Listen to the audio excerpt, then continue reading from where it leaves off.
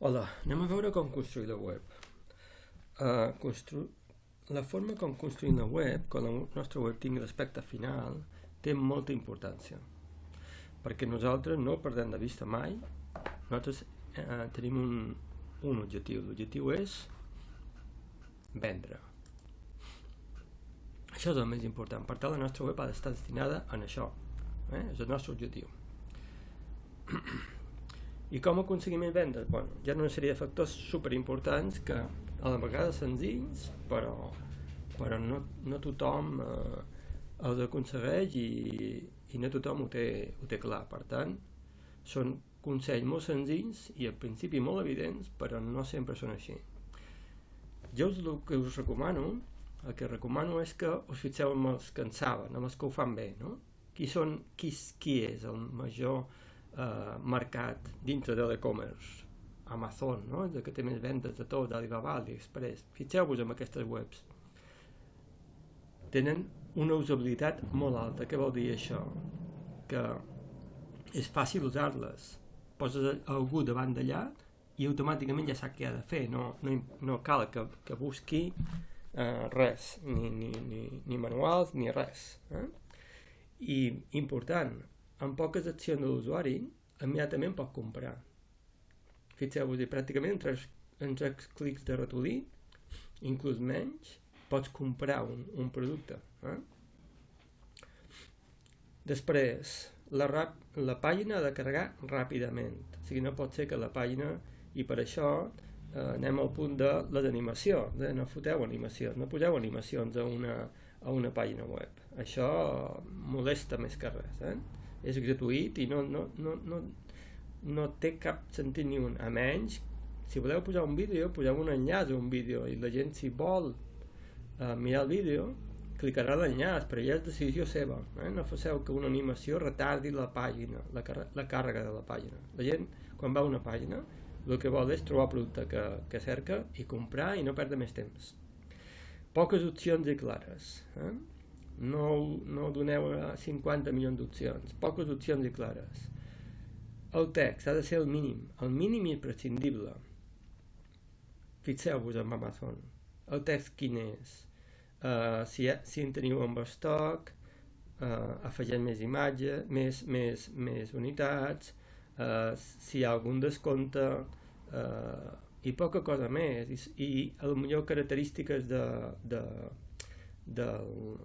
del producte a vendre o a comprar. Després, les imatges, cuidado, no es pot penjar qualsevol imatge a internet. Si pengeu imatges d'un producte, les imatges han de ser tractades de forma que pesin poc. Què vol dir que pesin poc? Pues que tinguin pocs megas. Si posen CKs, millor. O sigui que no siguin unes imatges amb molta resolució, tanmateix no importa tampoc, segons quin producte sigui. De més, no cal que tingui molta resolució el producte. Normalment, a més, amb el mercat emmudat difícilment necessitaran molta resolució les imatges. La gent que anirà a la vostra web ja sabrà què busca. Per tant, no cal que sigui una imatge amb una resolució extraordinària. No cal, no estem fent cine. Després hi ha un concepte també molt important, que són CTAs. CTAs són Call to Actions. Què són això? Cridades a l'acció. A l'acció d'aquí, del client, de l'usuari que està visitant la web en aquell moment. Per què? Perquè aquestes interaccions al final es poden traduir en vendes. En vendes i en què l'usuari coneixi la web, interaccioni, se li faci més fàcil, més agradable. I que pensi que la web no és senzillament una cosa buida, diguem, no? Call to action, què seria? Per exemple, un botó de dir clic aquí per afegir una unitat al teu carret de compra. Compra. Clic aquí per demanar informació sobre el producte. No sé, si vols fer suggeriments, clic aquí per saber els nostres itineraris. En fi, tot això.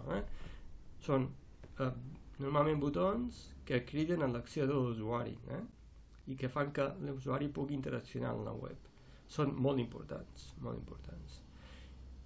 I després hi ha un concepte que potser en les webs plantejades com un e-commerce de mercats per gent que té parada de mercats ambulants no sigui tan important, però que en un moment determinat sí que et pots convertir en algo que realment ens catapulti cap amunt, no? I és el SEO. Què és el SEO? El SEO és el posicionament. I què vol dir això?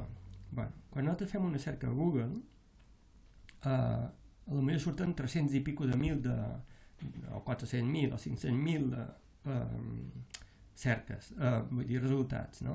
Aquests resultats, qui és que passa de la primera pàgina? Molt difícilment passes de la primera pàgina, per tant, només tenen visibilitat realment els resultats de la primera pàgina.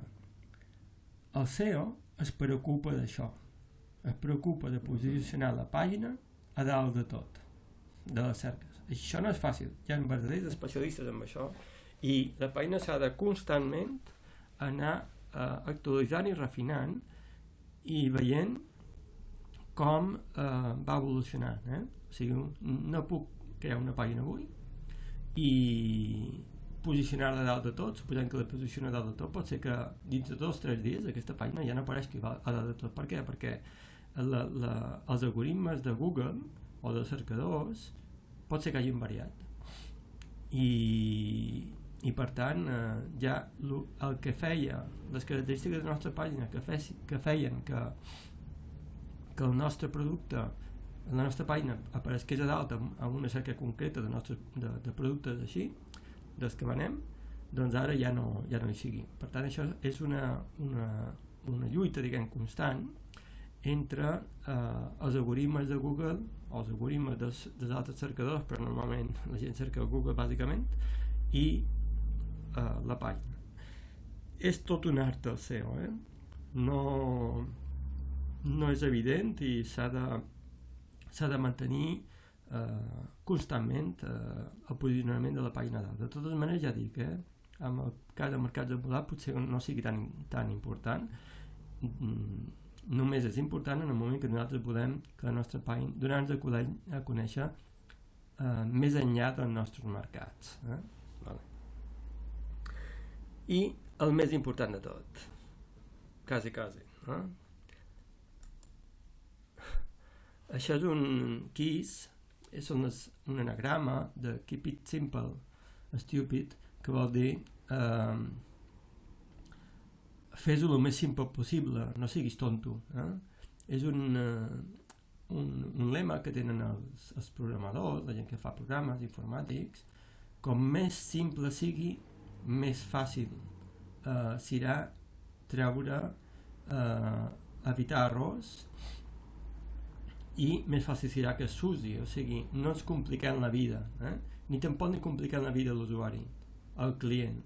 El client ha de poder comprar el més aviat possible, de la forma més ràpida possible, i que ens donin el menys problemes possibles a nosaltres i menys feina. Bé, i això és tot. Gràcies.